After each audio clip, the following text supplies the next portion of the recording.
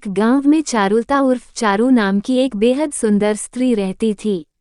चारुलता को अपनी सुंदरता पर बहुत घमंड था। चारू आराम से सो रही थी कि तभी उसकी माँ विमला उससे उठाती हुई बोली, विमला, अरे उठ जा कलमुही, सूरज सर पर चढ़ाया है और तू है कि अभी तक सो रही है। चारुलता, सोने दो ना माँ, थोड़ी देर बाद उठ जाऊंगी। विमला, अरे सूरज निकलने के बाद तो रानियां भी उठकर बैठ जाती है और एक तू है कि उठने का ही नाम नहीं ले रही। चल जल्दी से उठकर तैयार हो जा, आज तुझे देखने लड़के वाले आ रहे हैं। चारुलता, कितनी बार कहा है माँ, मैं विवाह किसी राजकुमार से ही करूंगी। विमला, हाँ तुझमें लाल जो जड़े हैं, अब उठाने वाले हैं वो लोग। चारुलता, तुम उसे मना कर दो माँ। चारुलता, धीरे बोल कलमुही, अगर किसी ने सुन लिया तो 7 गांव तक कोई रिश्ता लेकर नहीं आएगा तेरा। अपनी माँ के कहने पर चारू तैयार होकर अपने कमरे से बाहर निकल आई। उसने देखा एक बूढ़ी काली सी दिखने वाली औरत और एक बेहद गंदा दिखने वाला व्यक्ति बैठा हुआ था। चारू अपनी माँ से बोली, चारुलता, ये कौन है? विमला, ये मोहनलाल हैं और ये इनकी पत्नी आशा हैं। इन्होंने तुझे अपने बेटे के लिए पसंद कर लिया है।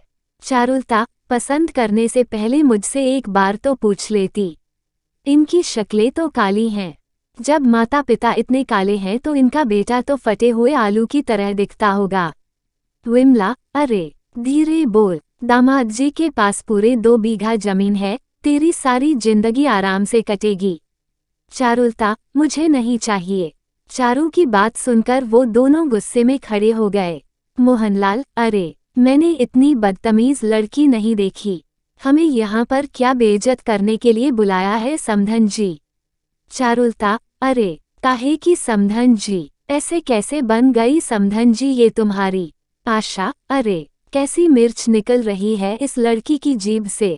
मेरे लड़के को फटा हुआ आलू बोल रही है ये। हमें यहाँ बेइज्जती करने के लिए बुलाया था क्या? चलिए यहाँ से। इतना कहकर मोहनलाल और आशा वहां से चले गए और विमला सर पकड़कर बैठ गई। तभी वहां पर चारू की दोस्त मोहिनी मटकी लेकर आ गई। चारू मोहिनी के साथ पानी भरने जंगल चली गई। मोहिनी जंगल में एक कुएं से पानी भरने लगी।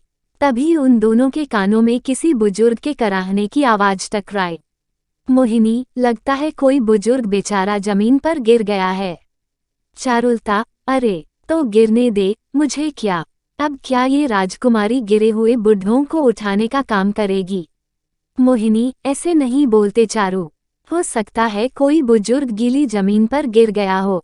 मेरे हाथ में रस्सी है, नहीं तो मैं खुद जाकर देख लेती। चारुलता, ठीक है, अगर तुम कहती हो तो देखना ही पड़ेगा। चारू ने देखा कि एक साधु एक पेड़ के नीचे बैठा हुआ उठने की कोशिश कर रहा था। चारू उसकी ओर पहुंचकर बोली, चारुलता, ये क्या बाबा, मुझे तो लगा था गिर गए होंगे, लेकिन आप तो पेड़ के नीचे आराम से बैठे हुए हैं। साधु, जुबान मत चला लड़की, मुझे हाथ पकड़कर उठा। चारुलता, ना बाबा ना, आपके हाथ पकड़ने से तो मेरे हाथ गंदे हो जाएंगे और राजकुमारी अपना हाथ ऐसे वैसे को नहीं देती।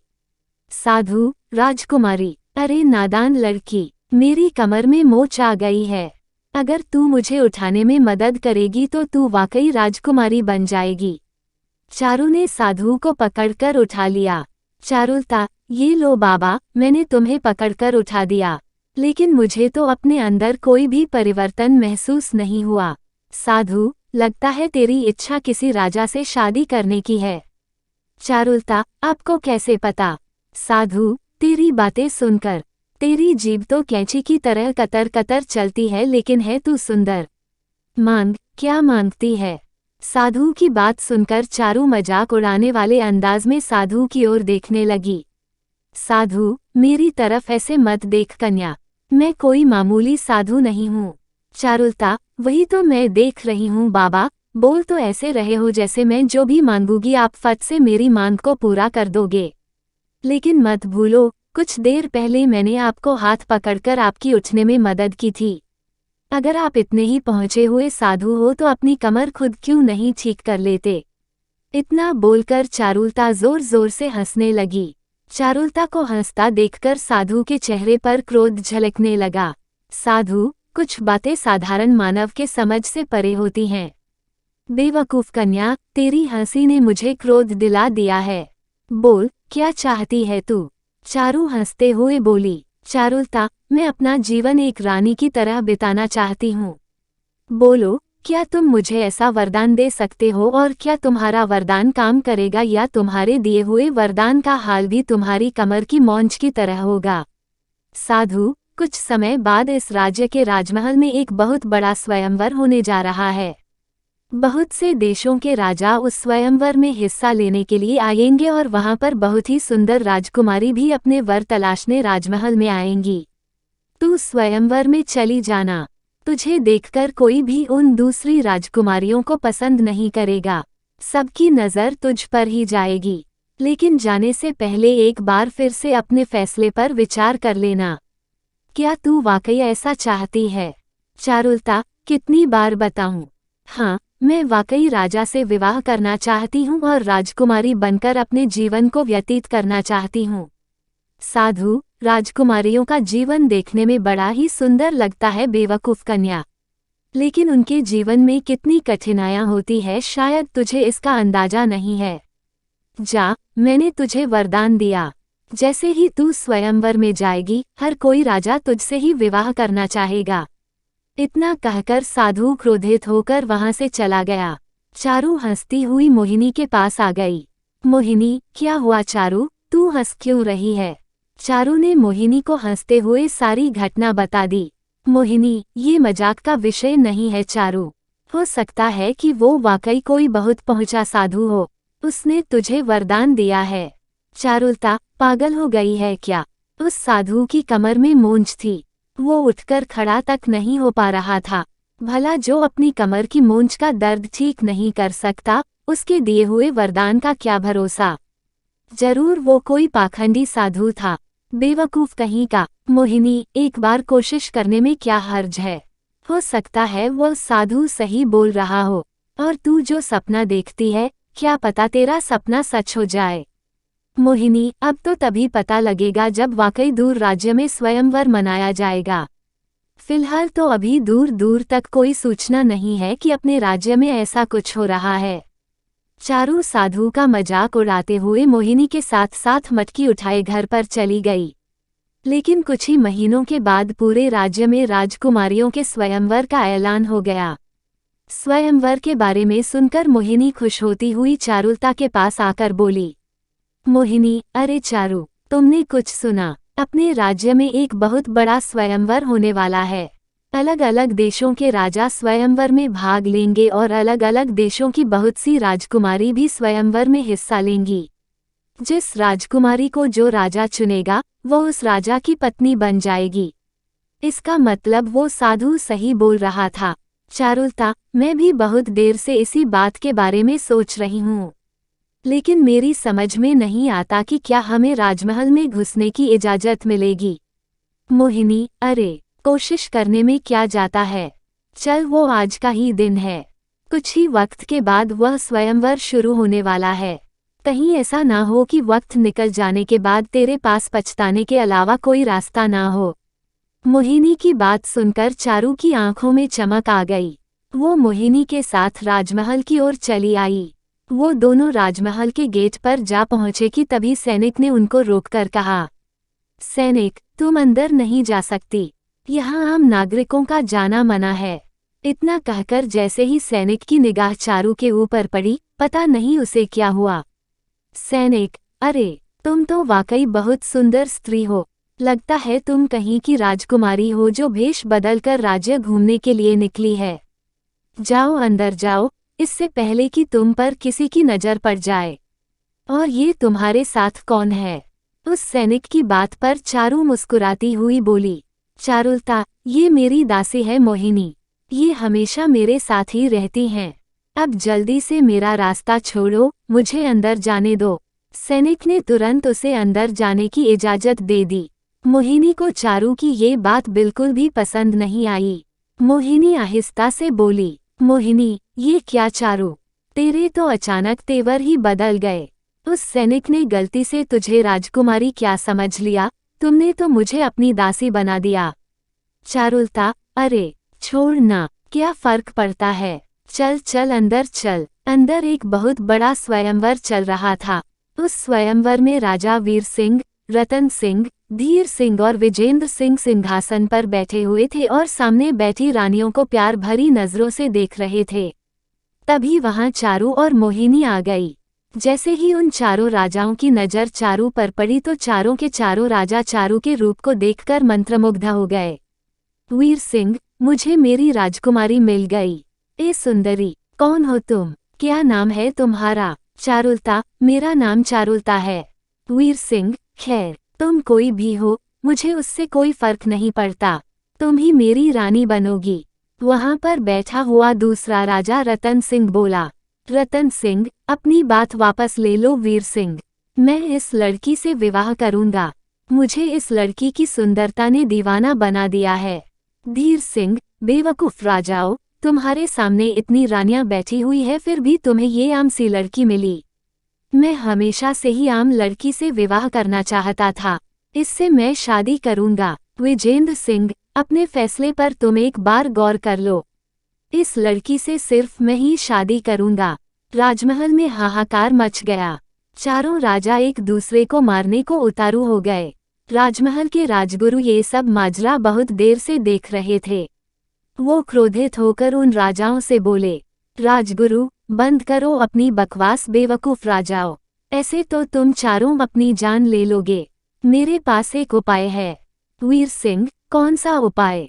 राजगुरु, तुम चारों का विवाह इस लड़की से करा दिया जाए। रतन सिंह, ये कैसी बातें कर रहे हैं आप? भला हम चारों राजाओं की एक पत्नी कैसे हो सकती है? असंभव। राजगुरु, हो सकती है। क्यों नहीं हो सकती? लड़ने से बेहतर है कि तुम चारों इस लड़की से विवाह कर लो। धीर सिंह, अगर हम चारों इससे विवाह कर लेंगे तो फिर तो मुश्किल हो जाएगी।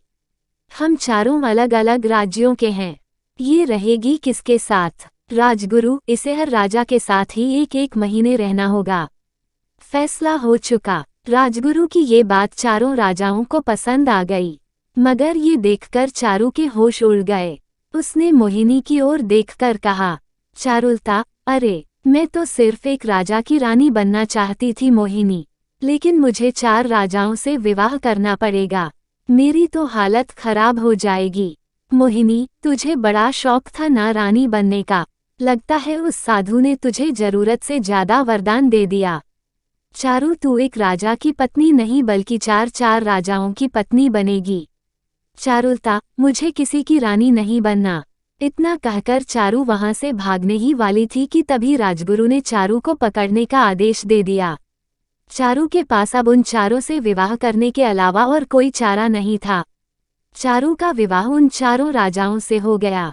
विवाह होने के बाद वीर सिंह खुश होते हुए बोला, वीर सिंह, सबसे पहले इस सुंदरी पर मेरी नजर गई थी, क्योंकि अब ये मेरी रानी बन गई है इसलिए सबसे पहले ये मेरे साथ रहेंगी। रतन सिंह, ऐसे तुझमें क्या लाल जड़े हैं जो ये सबसे पहले तेरे साथ रहेंगी? मत भूलो राजा वीर सिंह, अभी ये मेरी पत्नी है, इसलिए सबसे पहले ये मेरे साथ रहेगी। धीर सिंह, नहीं, मेरी रानी सबसे पहले मेरे साथ रहेगी। उन तीनों की बात सुनकर राजा विजेंद्र सिंह गुस्से से लाल पीला हो गया। वो तुरंत तलवार निकालकर बोला, विजेंद्र सिंह, तुम तीनों राजाओं का अंत मेरे हाथों लिखा है। वैसे भी मैं तुम तीनों पर हमला करने ही वाला था, लेकिन मुझे तुम्हारे ऊपर हमला करने का कोई बहाना नहीं मिल रहा था। ये सिर्फ मेरी रानी है और यह सिर्फ मेरे साथ रहेगी। मैं अपनी रानी को किसी को हाथ भी नहीं लगाने दूंगा। वीर सिंह, अबे पागल हो गया क्या? मत भूल हम सब ने भी इस सुंदरी के साथ विवाह किया है। और क्या बोला तू? हम तीनों पर हमला करने वाला था। इसका मतलब है पिछले महीने जो गुप्तचर मेरे राज्य में पकड़ा गया था, वो तेरा भेजा हुआ था। विजेंद्र सिंह, हाँ, मेरा भेजा हुआ था। तुम तीनों राजाओं की भलाई इसी में है कि चारुलता की तरफ देखना छोड़ दो। चारुलता सिर्फ मेरी पत्नी है। वीर सिंह, बेवकूफ राजा, राजगुरु का आदेश है कि रानी एक एक महीने हम चारों राजाओं के साथ रहेगी। तुम राजगुरु के आदेश का अपमान कर रहे हो। विजेंद्र सिंह, भाड़ में गया राजगुरु का आदेश, भाड़ में जाओ तुम सब। मैं नहीं मानता कि रानी का विवाह तुम तीनों के साथ हुआ है। सच तो ये है कि इस सुंदरी से मुझे पहली नज़र में प्यार हो गया था। राजगुरु, बंद करो अपनी ये बकवास। राजा विजेंद्र सिंह, तुम मेरे आदेश के खिलाफ जा रहे हो। मैंने लड़ाई रोकने के लिए ही इसका विवाह तुम चारों से करवाया है। विजेंद्र सिंह, मुझे कोई फर्क नहीं पड़ता।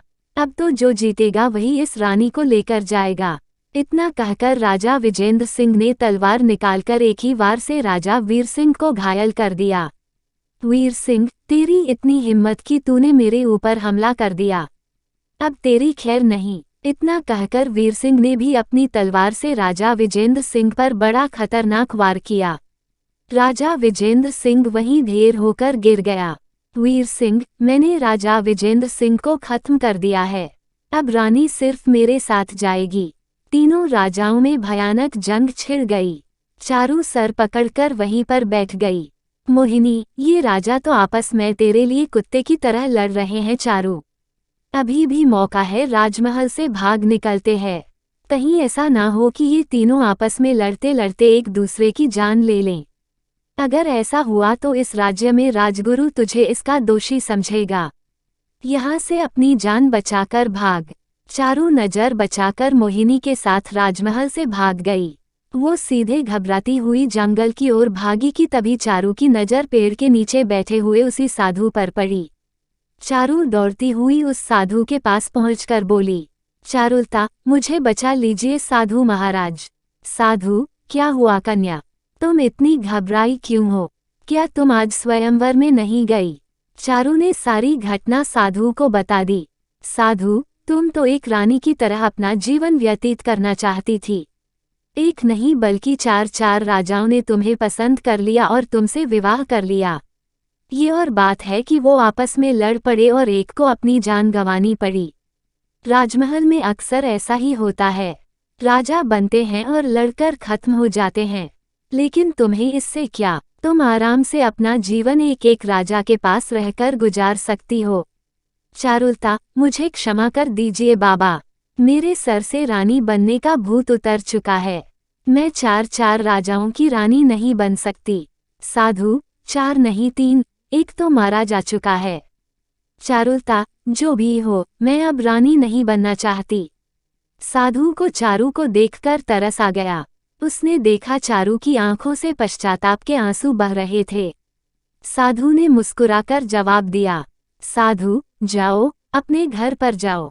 उस राजमहल में कौन सी सुंदर कन्या आई थी, ये हमेशा एक रहस्य ही रहेगा। राजमहल के लोग कभी नहीं जान पाएंगे। इतना कहकर वो साधु वहां से चला गया और चारू चुपचाप अपने घर आ गई। उस दिन के बाद से चारू के दिल से रानी बनने का भूत उतर गया था।